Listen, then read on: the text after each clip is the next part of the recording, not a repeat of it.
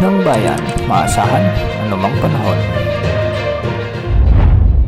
Magandang araw po sa ating lahat. Narito ang update sa lagay ng ating panahon at sa patuloy nating binabantayang si Bagyong Christine. Sa ngayon nga ay naglandfall na si Bagyong Christine at ngayon ay nasa kalupaan na ng Tumawi, Isabela. Huling namatan ang sentro nito sa vicinity ng Tumawi, Isabela. Taglay ang malakas na hangin na umaabot sa 95 km per hour malapit sa gitna at pagbugsong umaabot sa 160 km per hour.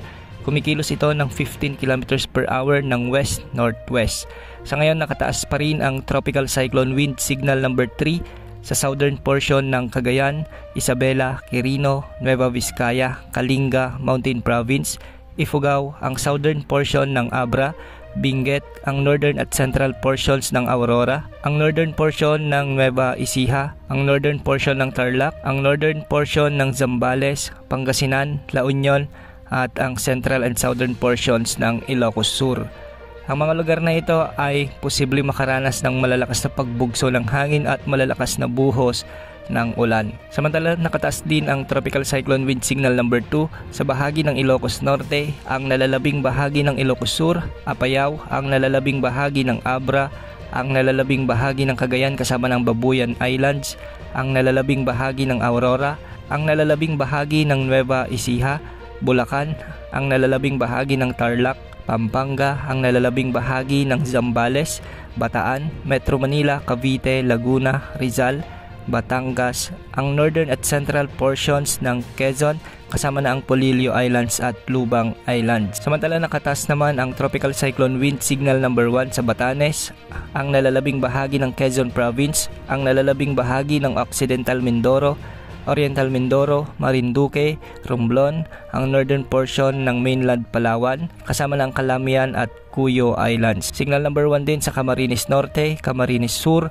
Catanduanes, Albay, Sorsogon at Masbate, kasama na ang Ticao at Burias Islands. Sa Visayas, nakataas pa rin ang signal number 1 sa Aklan, Capiz, Antique, kasama na ang Caluya Islands, Iloilo, Guimaras, ang northern portion ng Negros Occidental, ang northern portion ng Cebu Province, kasama ng Bantayan Islands, Northern Samar, Samar Province, Biliran, ang northern portion ng Eastern Samar, at ang northern portion ng Leyte. Ayon sa pinaka-latest track nito na inilabas ng Pag-asa, posibleng babaybayin o lalakbayin ni Bagyong Christine ang kalupaan o kabundukan ng Northern Luzon sa susunod na 12 oras bago ito lumabas sa west ng Ilocos Region. Ibig sabihin nito, babagtasin nito ang mga kabundukan ng Northern Luzon bago tuluyang makalabas sa mga kalupaan ng Ilocos Sur o di kaya naman ay sa La Union. Posibleng ngayong hapon o kaya mamayang gabi.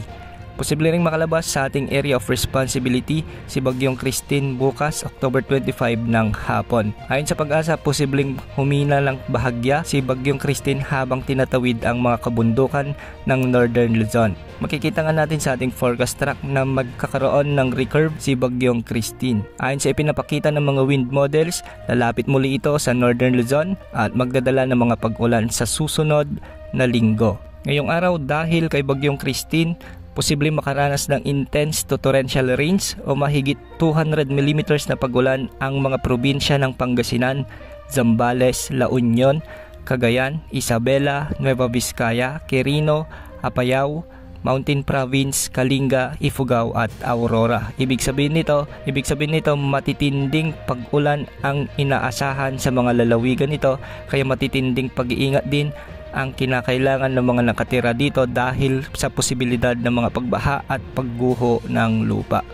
Samantala, posibleng makaranas naman ng heavy to intense o katumbas ng 100 to 200 mm na pagulan. Ngayong araw, ang nalalabing bahagi ng Cagayan Valley, ang nalalabing bahagi ng Cordillera Administrative Region, sa may nalalabing bahagi ng Ilocos Region, ang nalalabing bahagi ng Central Luzon, Calabarzon at Occidental Mindoro.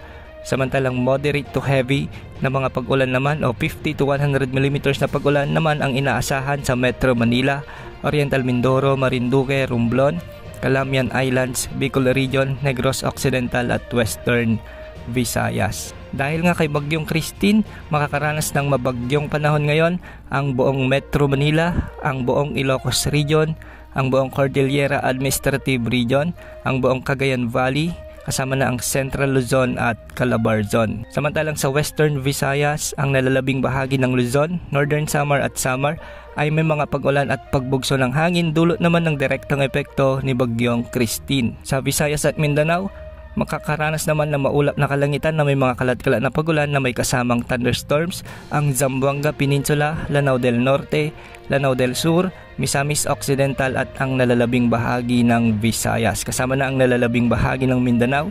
Dulot naman ito ng trough o extension ni Bagyong Christine. Samantala, isa pang panibagong bagyo ang posibleng mabuo sa mga susunod na araw sa silangan ng bansa. Ayon naman sa forecast nito, hindi naman nakikitang lalapit sa bansa ngunit posibleng pumasok ito sa ating area of responsibility at tutuloy sa bahagi ng Southern Japan. Yan ang update sa lagay ng ating panahon. Ito pong weather update ng bayan, maasahan anumang panahon.